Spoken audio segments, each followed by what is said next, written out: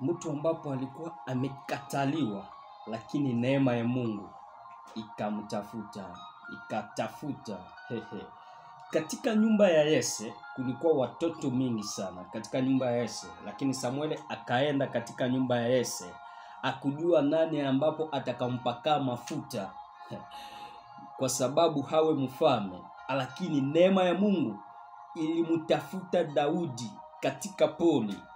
Unaweza kuwa watu mingi sana, neema ya Mungu haichague shule yako, haichague uzuri wako, haichague urembo yako, lakini neema ya Mungu wakati inapokuja inachagua roho ya mtu ambapo inamtumikia Mungu. Wakati neema Mungu inapokuja, imekuja inatafuta mtu. Yusufu alikuwa mtu wa kukataliwa, wa kutupiwa.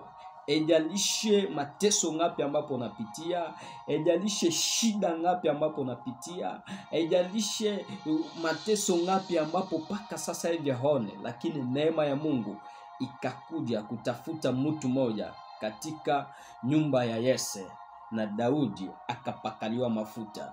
Na kutangazia kama neema ambapo ilimtafuta Daudi katika poli, neema hiyo kutafute watu ambapo walisema hautaendelea. Ile ni mafikiri ya watu, lakini na kutangazia utaendelea. Watu ambapo walisema kama hautafaulu, ile ni mawazo ya watu, lakini na kutangazia utafaulu.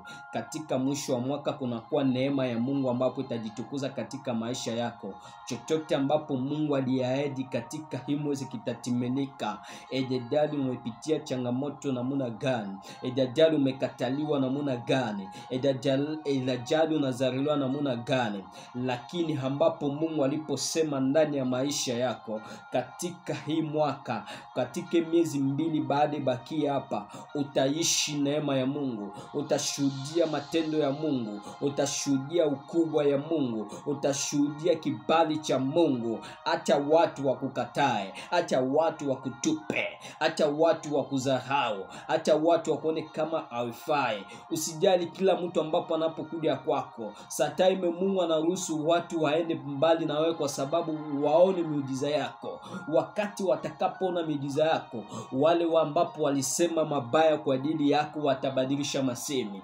Wakati watakapoona miujiza yako, wale watu ambapo alikukataa, yeye atakuwa wa kwanza kukupigia simu. Wakati wataona miujiza yako, ule mtu ambapo alikudharau ndio mtu ambapo atakia pia kukulomba pia pardon. Wakati umekuwa umepitia changamoto mingi, neema ya Mungu imekujaka kutafuta mtu na kumupa heshima. Na mtangazia mtu mmoja ambapo alikuwa amekosa heshima, umetafuta huku na huku lakini umezarauliwa. Mungu akupe heshima siku ya leo. Mungu akupe heshima siku ya leo. Neema ambapo imutafuta David katika poli, ile neema ikutafute pamoja na wewe.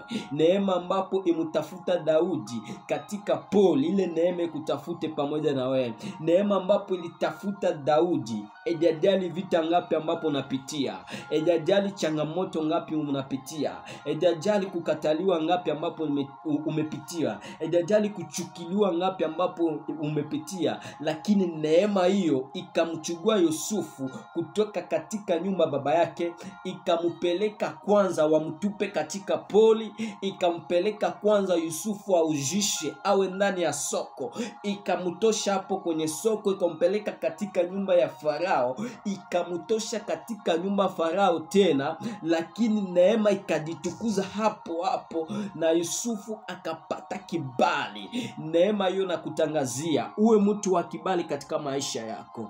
Mungu akupiganie katika vita yote. Mungu akubariki sana wewe ambapo unaponisikia, na nataka nikuombee neema ya Mungu iwe pamoja na wewe. Mungu akufanikishe chochote ambapo ulikuwa hujaishi kitimilike katika jina la Yesu Kristo. Amen. God bless you.